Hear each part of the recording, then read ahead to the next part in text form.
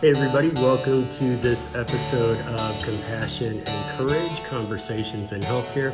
I am your host, Marcus Engel, and with me as frequently is... Marveline. Marveline, aka the Hotness. How are you? I like the Hotness better, I have to say. How are you doing? I am so good. Me too. How are you? Good. Honestly, I think I haven't brushed my hair in like 5 days. And I do think I've brushed my teeth though. Once. I think. Yeah. So we're at the beach, and I was kind of thinking about this. I recently heard read a report that talked about when you ask people to envision paradise, their version of what is paradise, most people will pick a location that has a climate of around 70, like 8 degrees. I can Right. agree with that. That sounds good to me. Right, because so as human beings, like our body temperature, that's like whenever we are at our most comfortable is with an outside temperature, this certain amount, and it got me really thinking about like, okay, well, what if somebody's definition of paradise is skiing or snowmobiling or ice fishing, right? What is your idea of paradise? And I don't know about you, but I feel awfully fortunate that we get to, living in Florida, we get to come to a beach more than a little frequently. And this is my paradise. This is where I come and feel recharged and relaxed after sitting out listening to the waves for just literally hours and hours. That's in our bathrobe. In our bathrobe, yeah. That's just my idea of paradise. What is it for you? This is hard to beat, especially this time of year, because like you said, it's not too hot. It's certainly not cold, and it's been kind of breezy. And it's pretty amazing. Now, recharging, we know that that's so important. This is a really great place for us to recharge that we have access to. Where I don't get to go very frequently because of where we live is the mountains. And I really love being in the mountains and that solitude where like you feel like nobody's around for 100 miles. That's another place that I really love to recharge. But again, we don't get to do that as frequently because we live in Florida. We've got beaches, easy. What's another place that you like to recharge? Anywhere that's on the water, typically, and salt water more than fresh water. But I'll take whatever I can get. In the last few years, sailing has become something that I've just fallen in love with, and Yes. I didn't know anything about sailing. I'm from Missouri, for God's sake. You know, we didn't do a lot of sailing near the cornfields and such. And I have to say, not really the work of sailing, just being on the boat. Absolutely. I could care less about hoisting a sail or setting a jib or whatever those things are. But I have gotten to drive one a couple times. Yeah, that's and I don't fun. think they call it driving. But No, I don't know what you do call it. But yeah, that's a version of paradise for me, is being out on open water and riding the waves. It gets me grounded. It gets me like closer to nature. I will tell you probably my most favorite place to recharge, which it's hard to beat water. I'm a water baby, grew up in water, but my most favorite place of all is New York City.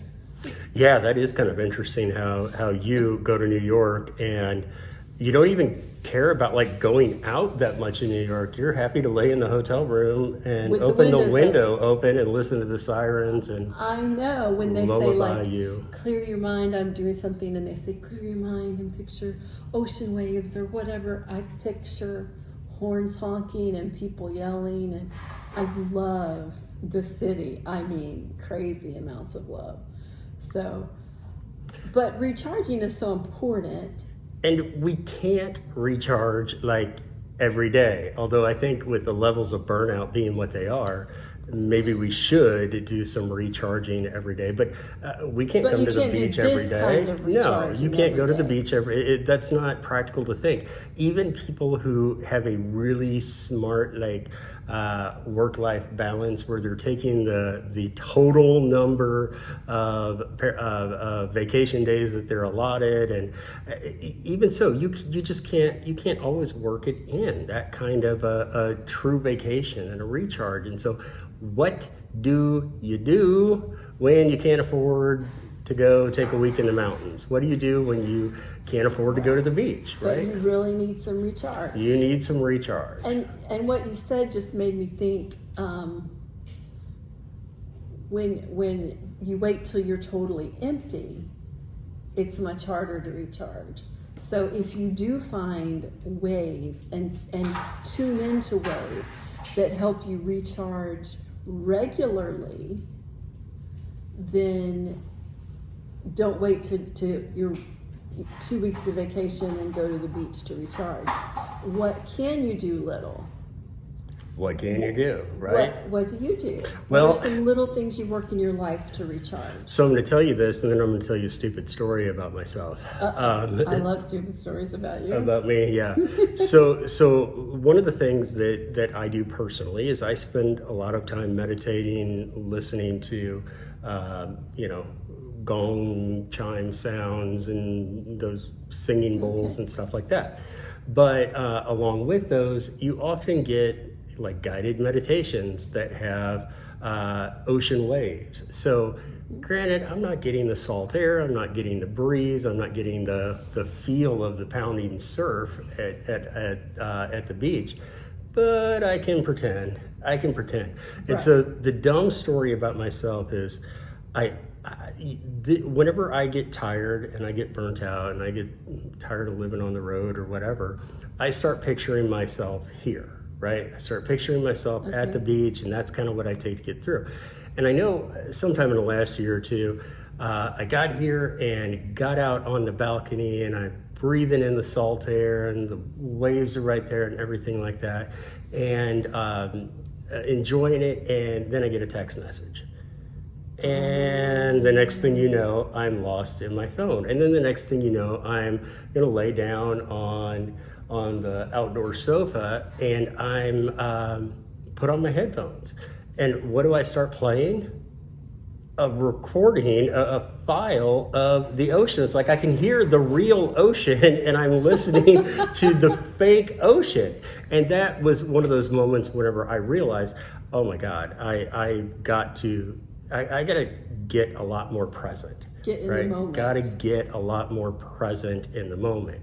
And that reminds me of this concept of destination addiction. Have you heard about this? I think I know where you're going with this, but explain it further. So it's and James is on the floor making noise. playing with toys and just that's being a goofball. Yeah. because he loves to play. So just ignore the sound. Sorry. So destination addiction is this idea of, hey, we spent all of our time planning this vacation. We're all going to go to, say, the beach, and we spend the time, and then you get there to the beach, and instead of enjoying being at the beach, you're looking up real estate ads to say, could I buy a house around here? Well, wonder if I could just rent a house for a month. And then you start looking through the real estate ads, and then you start looking at the different restaurants and services around the area. And the next thing you know, you're fantasizing about something in the future when you have it right in the moment, right? That's something that I find myself doing a lot, that I've got to come back to the moment. You are in a paradise, right? Whenever we can be present and we're not triggered by the past or worried about the future, we are present. That's when we're in our flow. When we're in our flow. I love that. And some of the things that I do to help get present, I am a water baby, honestly. So being at the ocean, I love it. But if I have access to a hot tub or a pool, that works too. For me, I know not everybody does, but a bath can feel like the water well, I guess it is water, but I mean, it can feel relaxing like that, and making time that I'm not taking my phone near the tub. I'm gonna leave it in the other room where I don't even hear it beep. And I have been known to put like chocolate milk in a wine glass and get in the tub with it. Now I will tell And you. the reason is she puts chocolate milk in a wine glass is because she doesn't really drink, so it's chocolate milk in a wine glass to try to be fancy. So, but it feels fancy and relaxing. And I will tell you, it sounds really cool to eat ice cream in the tub, but it's gross. There's something about being so hot. And how do I know that? Because you tried to do it. I tried it one time. So yeah, that doesn't work very good. But anything that makes me feel this is relaxing. And I can do that in the tub and mentally say, this is my time. Sometimes it's only 10 or 15 minutes because we're crazy. Our life is crazy sometimes. But this is mine. I can do it in a shower in a pinch. Because again, water, man, I love water. And just saying, this is my 15 minutes to do something that feels good, that I have access to, that I know recharges my spirit. I'll tell you, I love the mountains. We got a fire pit several years ago, many years ago, and it doesn't get cold very often in Florida. Even when it's not super cold, we'll turn on the fire pit and just sit outside around it, and the noise and feeling like it's fire, I can zone in and pretend for a minute that I'm in the mountains. I know some people have fireplaces. Oh, I'm so jealous. And turn on your fireplace. I have been known in certain houses to turn the air down to about 50 degrees and turn the fireplace on. So that I have, so that we don't sweat everybody out with the fireplace. But finding what you can do and doing it and staying present when you do it. Try to also, I think, expand your idea of what is relaxing, right? Because some people think, well, I'm not relaxed until I've got a glass of beer in my hand. I'm not relaxed until I've got a wine in my hand. I'm not relaxed unless I'm actually getting a hot stone massage and a 5-star spa. I'm not actually relaxed unless I get this much interrupted time.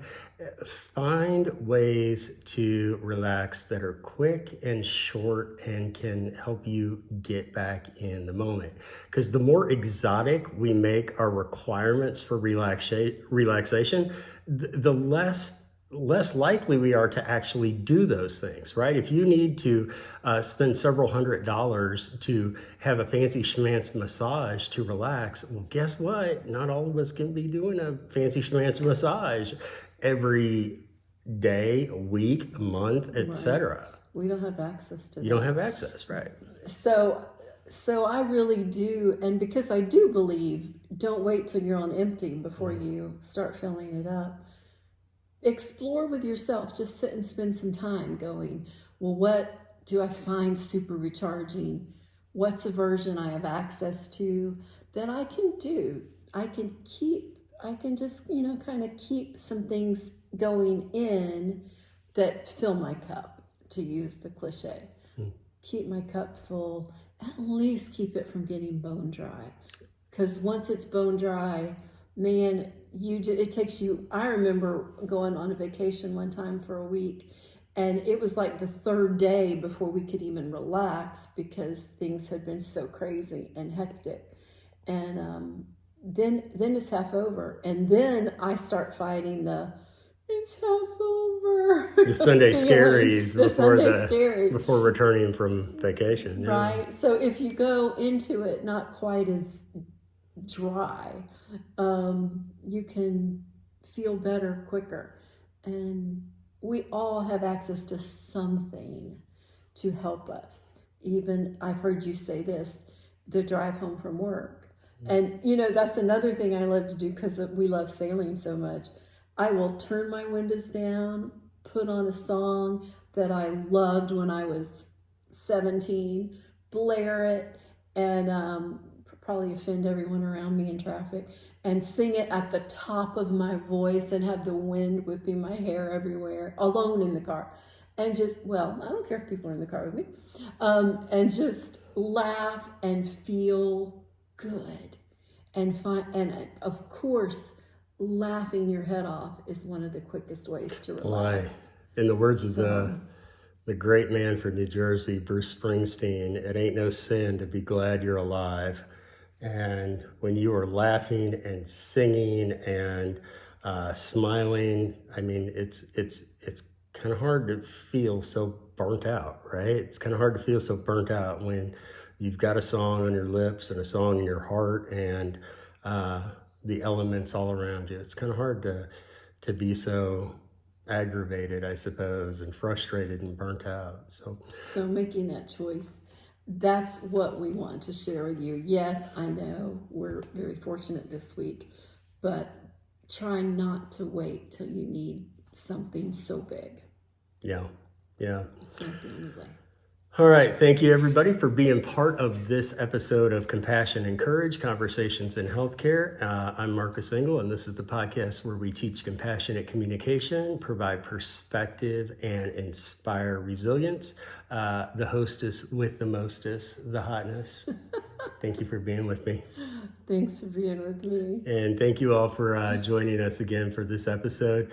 If there is anything that we can do or Team Marcus can do for you, please reach out to marcusengel.com for keynote speaking opportunities, consulting, staff engagement, patient experience, compassion consulting, the whole 9 yards. And helping people recharge. Helping people recharge. Absolutely. All right. Thank you, everybody.